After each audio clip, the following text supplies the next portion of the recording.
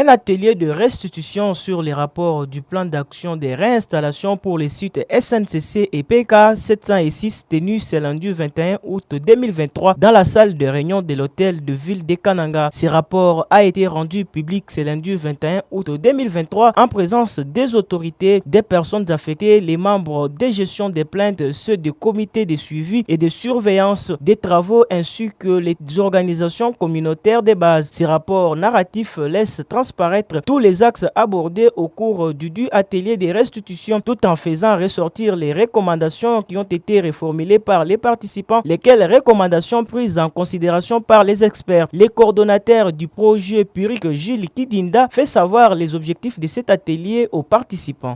Oui, l'objectif était le suivant.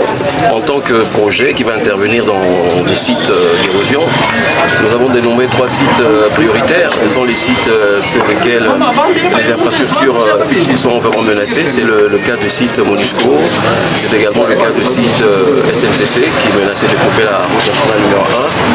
C'est aussi le cas du site PK 706 qui menace de couper la voie ferrée. Alors ce que nous avons fait aujourd'hui, c'est ce que nous imposent les documents signés par le gouvernement congolais qui a emprunté l'argent auprès de la Banque mondiale, à savoir lorsque vous devez intervenir dans des travaux de génie civil, vous devez d'abord identifier les personnes qui sont susceptibles d'être affectées par les travaux que, en l'occurrence ici, l'OVD va faire. Nous avons donc, après notre installation ici, dont je dis nous, c'est l'unité de gestion du projet, nous avons donc mené des études plus poussées pour identifier ces personnes-là. Et donc aujourd'hui, c'était un atelier où nous devions rendre public les résultats de ce qu'on appelle le plan d'action de réinstallation.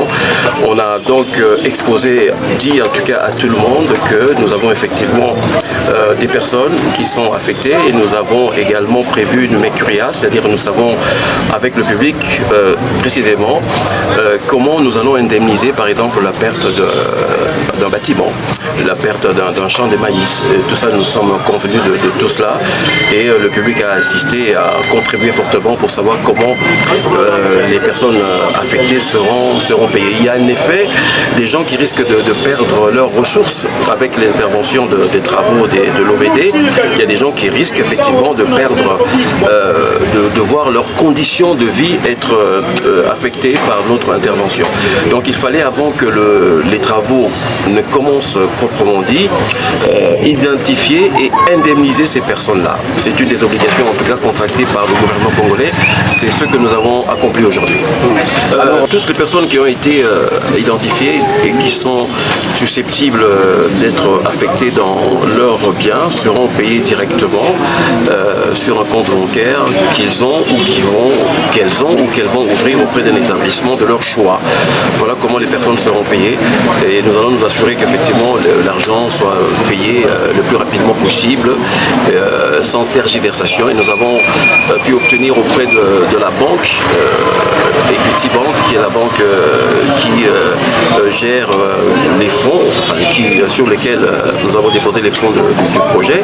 Nous avons obtenu la garantie plutôt que ces personnes bénéficiaires de ces indemnisations n'auront pas à payer les frais bancaires.